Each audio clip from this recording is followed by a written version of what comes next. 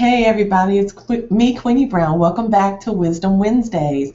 I'm so glad you decided to join me again today. Last week we talked about healing emotional wounds, and I had some really interesting responses from the conversation we had last week. It was really, really deep. Many of you took my challenge and decided to go ahead and pay attention to your lives and just to kind of be sensitive to the way that you were moving through last week to notice whether or not you had something on your filter that might need to be addressed. So I did the same thing, and it was interesting because something came up for me, and it was just yesterday, and I didn't realize that this was still on my filter, but it was pretty powerful. Before I go into that, I wanted to make sure that if you, I'm not going to be checking comments right now because I'm still having some technical challenges.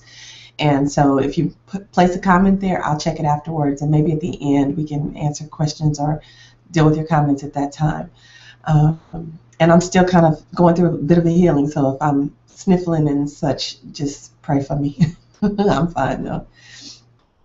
In any case, so yesterday I was having a conversation, and I noticed that there was something still on my filter. And by the way, if you missed last week's conversation about healing emotional wounds, you have to hear that one. It was really good. We went into a lot of detail on what emotional wounds are and how to know when you have them. And I'll just give a recap briefly. Let's say you experienced a painful, something happened to you in your life. And last week I talked about perhaps a woman having, or a person having their spouse or mate cheat on them. And the emotions that come up during that experience end up creating wounds that end up on your filter, the filter of your mind. And so what that would look like is if someone cheated on you, now you would start to have feelings of suspicion, or you might feel shame, or you might feel unworthy, or you might feel jealousy, all this stuff coming up. Now you can't focus on the stuff you normally would focus on because you're paying attention to whether or not this person is going to hurt you again. And you're checking their phone, or you're going through their emails, or you're doing all this stuff because there's that residual memory telling you that this person hurt me, and I've got to protect myself from that hurt. So I'm going to go through these motions in order to help to prevent that from hurting again. And that's an example of something that will end up on your filter, your mind's filter, to prevent you from really being able to focus on what you've been called and equipped to do in your life. So, you can have all different types of wounds, and all different types of things end up on your filter based on the different types of experiences you've had in your life. And so my last week's challenge to everyone was to just pay attention to your life, to just be gentle with yourself, but notice if you respond in a certain way, or if you find yourself having a reaction to something someone said, just to notice it, because it's potentially giving you a clue that there's a wound there that needs to be healed that you possibly haven't dealt with. And I went on to talk about how when we don't deal with those wounds, it ends up infecting our relationships, and it ends up polluting the communication that we have with one another. And it might show up like in anger, or you might have some type of blow up on someone and they didn't even do anything to deserve it, and you just kind of snapped, or perhaps you're responding in a passive aggressive way. All these things are just cues to kind of show you that perhaps there's something there that needs to be healed. So I said all that to say, excuse me, I do need to take a sip so that I don't sound so scratchy.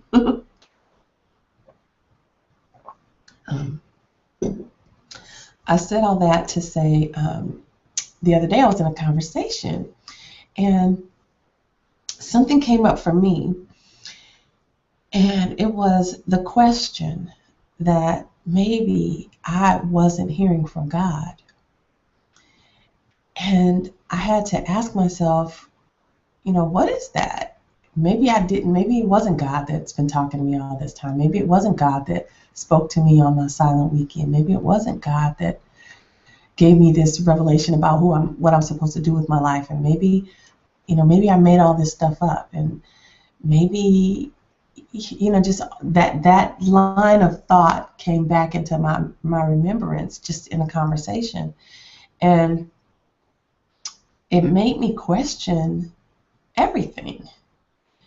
And it's interesting because what that basically told me is that that's still on my filter. I have come to the understanding beyond all doubt that I'm clear that it's God who's leading me and who's guiding me and who's deposited this yearning within me to share with you the way that I do, and to be open and vulnerable, and to study the way that I do. And it's just, I know that it's God. I have no question about that. But that there was still that little thing on my filter that I had to notice, that I had to say, wait a minute, if that's still there, then maybe there's still a wound that needs to be healed, just like I said to you. I told you that this whole journey is going to be an opportunity for me to just use my life as a playground, and let you in on my process, so that you could potentially see how maybe the way that I am deconstructing my mind and my thoughts, potentially that might help you to see yourself in a different light, and just give you something else to think about, something else to consider. So it made me track back to where that started, like where did all of that questioning come from? And I remember in the very beginning, I had a friend who, well, there were a few different people who in my life questioned me when I first told them about what happened to me on that silent weekend. And I think you remember. If you didn't, you should watch the first two videos of Wisdom Wednesdays. I went into detail about what happened to me in the first two very powerful spiritual experiences I've ever had that have really marked me and changed my life. But when I started to share what had happened to me, of course, everyone thought I was nuts. They thought I thought I was crazy. I wasn't even in disagreement with them. I thought I was completely bananas. But there was still something in me that knew that there was some truth to what God was showing me, and it had to be God. And the way that He was unfolding things in my life and just kind of confirming it with different experiences, I just knew he made sure that I knew in my knower that it was Him. But to everyone that I would share it with, they all questioned me. Everyone did.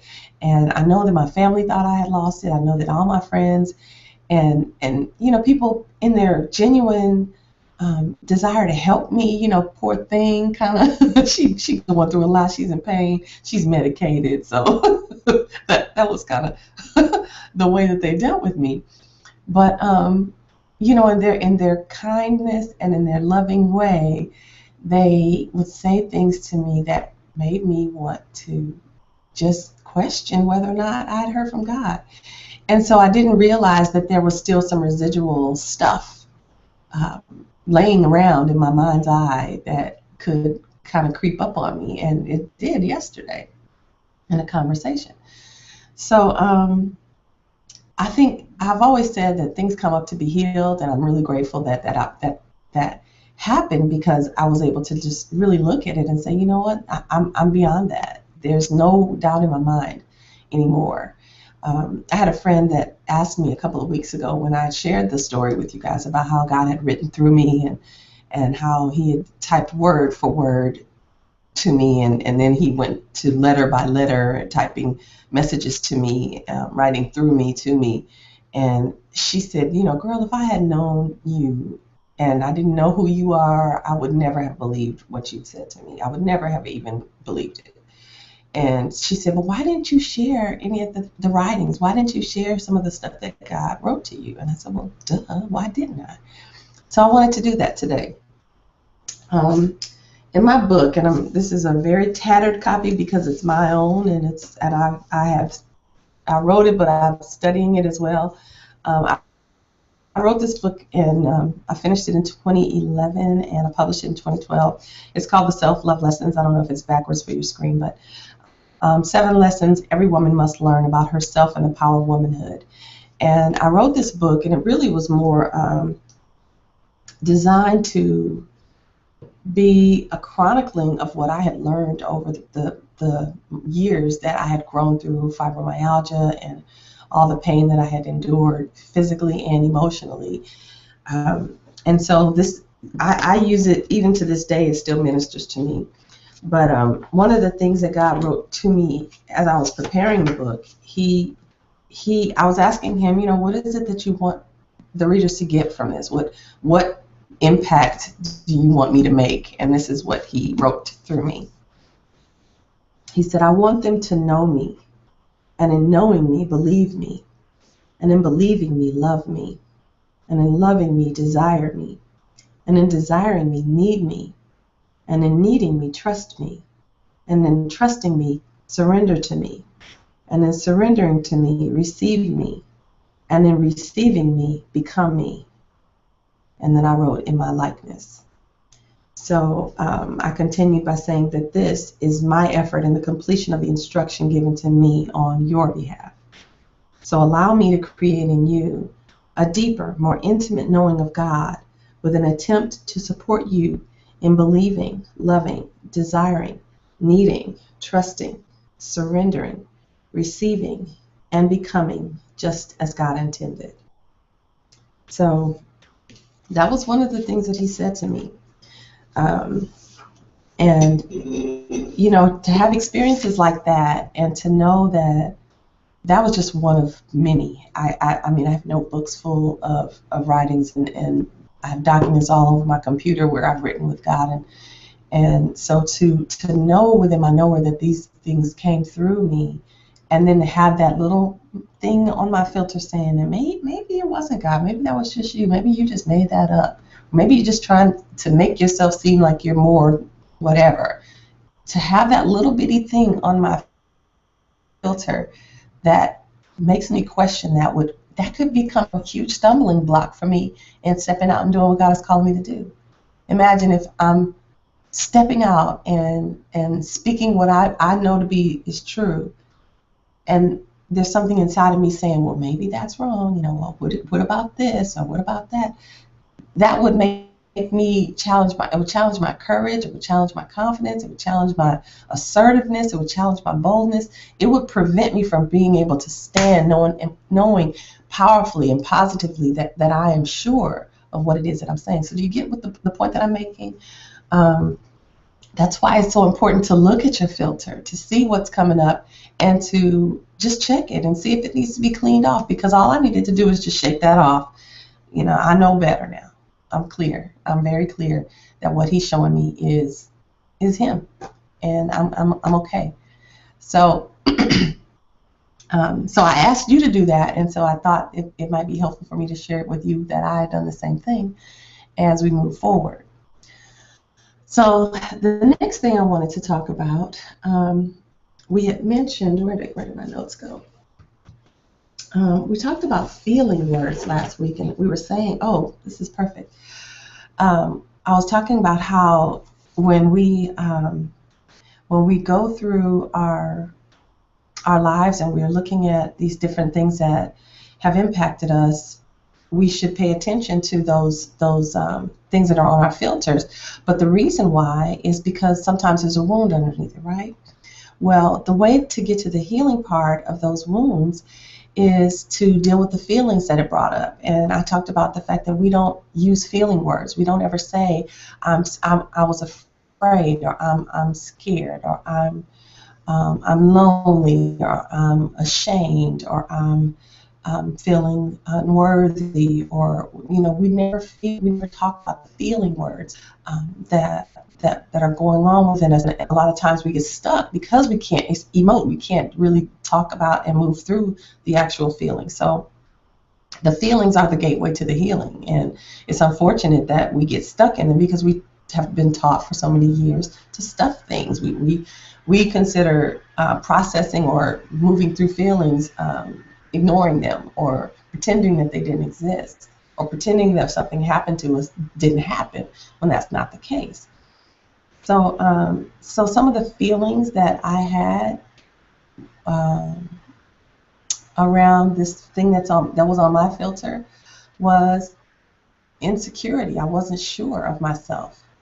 It made me question my myself. It made me lose confidence. It made me feel inadequate, like I needed to go and do something more in order to qualify, which I know that that's not God. It made me feel afraid to really step out and do what I know to do, because what if I'm wrong? What if I mislead people? Um, what if I don't know, what if someone gets hurt because of my missing God? All of these things came up as a result of that little bitty thing, that little bitty thought that's on my filter. What if my family is impacted negatively because I'm on the wrong path? How does all that look in my life? So, what other feelings would come up around it? Shame, obviously, because what if I am wrong and now I've put myself out there and people are watching me, and I've told this story and they're believing me, and now to find out that it's not God, now I'm feeling ashamed of myself, because how dare I get out there and talk about something and now I'm wrong. And shame is such a powerful negative emotion, and guilt and all of that goes along with it. Guilt because what couldn't I have done more? What could I have done more to be sure? What could I have done to eliminate the problem of not being convinced that that was God? Goodness gracious! Wow. Glad we're having this talk, because I hadn't thought about all that stuff. But yeah, all of that would be on the filter. All of those emotions would be on my filter. And could you see how that could be a stumbling block for me? Could you see how that could potentially be a hindrance for me being able to boldly stand up and say, this is how I feel, and this is what I know to be true, and this is what happened to me, and this is what God said, and this is what He showed me? And you see how that could prevent me from being bold enough to say that? And then I remember back when all this happened, I had a friend who had been in the church for years, and God wasn't talking to her like that. So of course, in her mind, I was nuts. Who do I think I am, coming into this new understanding, and now I'm talking to God, and I'm having coffee with Him, and He's making me laugh, and I'm joking with God, and I'm telling her about these different things that God is doing, and she was just living with me. I mean, they talked about me, and oh my goodness, it wasn't nice. It wasn't nice at all. And then I learned about it later. That they were having, conversations about how nutty I was.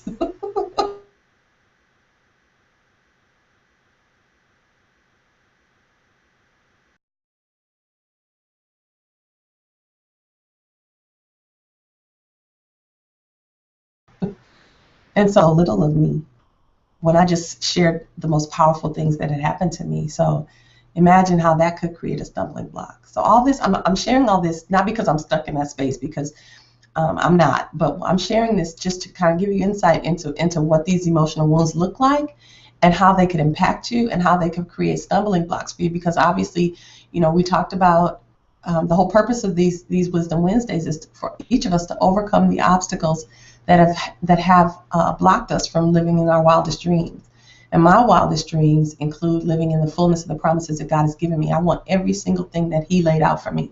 I don't want to end this part of my journey, my life, with any gift unopened. I want to experience the fullness of it, and I want to eliminate anything that's in my way of being able to do that. So this could obviously be a huge obstacle. So what are your thoughts about that? What are your thoughts about your own filter? And what has come up as you've listened to me share some of these things about how I've noticed the emotions come up in me? Just think about it. We talked about last week Philippians 3:13, and I'll read it again. Bear with me. And this week, maybe I'll see if I'll read it from the Amplified too, because that's always good. And I need to pull out the Mirror Bible, which would be really great too, to look it up. Um, Philippians 3:13. Okay, it says, Brethren, I count not myself to have apprehended, but this one thing I do, forgetting those things which are behind and reaching forth unto those things which are before. So last week I had talked about how, some people in my life were concerned about the fact that I was sharing all of the things that I'm sharing with you online. And they were saying, girl, just get beyond this stuff. Just move on. Just let this stuff go. Just put that in the past and just move on. And, you're all right. There's nothing wrong with you. And trust me, I know that. I'm doing this not just for me, but for you. I'm allowing myself to be vulnerable and sharing some of the hard heart things in my world, so that you could potentially look at it and say, I see myself in this, or I could see a lesson in this, and that could potentially apply to your life. But the point that I was making is that if we just push everything aside and don't deal with it, it will basically come back to haunt us. I talked about the fact that emotional wounds bleed on the inside, and we can't see that they're bleeding, and that they're getting infected, and that they're festering. We just notice that we're polluting relationships, and we can't seem to keep friends, or we seem to find the same type of man over and over again, or we look at the patterns in our lives, but we don't recognize that these wounds are what's creating those patterns. And so in this passage, he's saying, forget those things that are behind you and press on towards the prize of the high calling. The next verse says, I press towards the mark for the prize of the high calling of God in Christ Jesus. And okay, so I'm going to read it in the Amplified. It says, I do not consider, brethren, that I've captured and made it my own yet, but one thing I do, it is my one aspiration, forgetting what lies behind and straining forward to what lies ahead. I press on toward the goal to win the supreme and heavenly prize to which God in Christ Jesus is calling us upward. Okay, so let's think about this. What I did, and I talked about this last week, we looked at the word forget. And the word forget actually means to fail to remember. Now, if I think about the fact that my filter had on it the idea that I wasn't hearing from God, I didn't have that in the forefront of my mind's eye when I was living my life, as I was moving through life. I didn't have that in the forefront, but it was there. It was in the back somewhere, just kind of just there. And in a conversation yesterday, boop, it popped up. Now, it wasn't that I failed to remember it. I really didn't forget it. It was still there. But what I had actually done, and this is what we always do when we talked about this earlier, is we ignore it. We stuff it. We just tuck it away. We put it in the back in a drawer, and we tuck it away, and we pretend like it doesn't exist. So when they said those things to me back in the day, girl, you're not hearing from God, or how do you know that's God? And maybe that's not. Maybe you just making that up. Maybe you had something to drink, or maybe you whatever. Their stuff I just tucked away. They don't know what they're talking about. I know I heard from God. I think because I didn't squash it completely and move it away, it was still there. And so I didn't forget it. I just tucked it away. But what to forget it means to actually look at it and say, like what I'm doing right now, and say, you know what?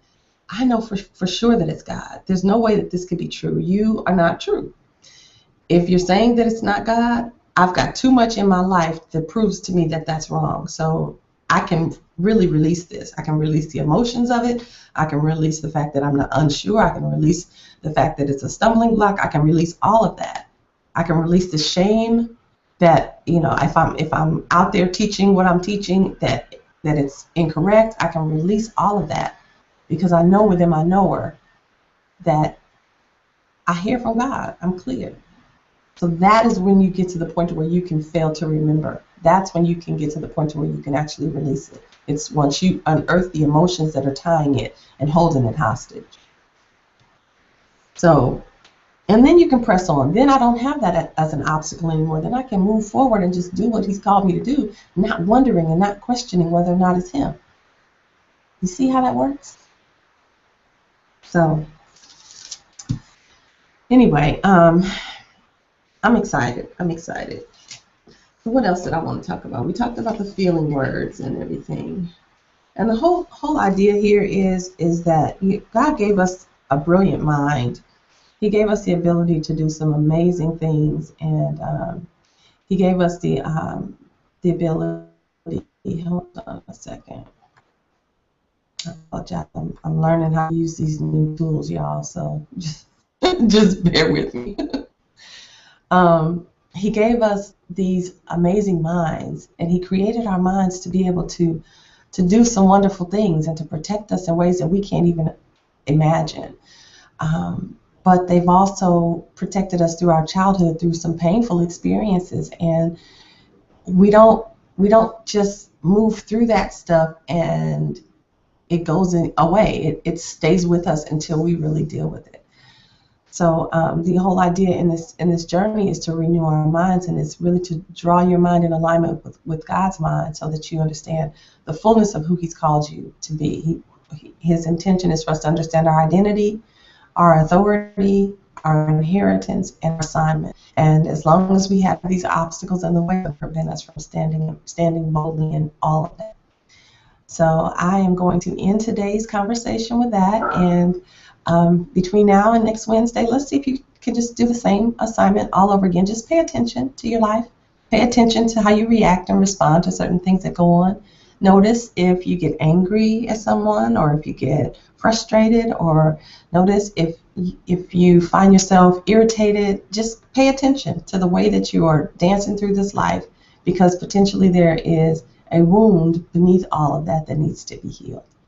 So feel free to write in your journal about it. And again, if you're writing about it, make sure you use feeling words. Make sure you use words that I felt afraid, I felt hurt, I felt sad, I felt lonely, I felt unworthy, I felt inadequate, I felt invalid, I felt whatever. Use the words that communicate the truth about how you're feeling, so that you can address the feeling itself and actually get to the healing. So again, I am Queenie Brown. I thank you again for joining me on Wisdom Wednesdays, and we'll see you next week. God bless you, and I'll see you at queeniebrown.com. Love you. Bye-bye.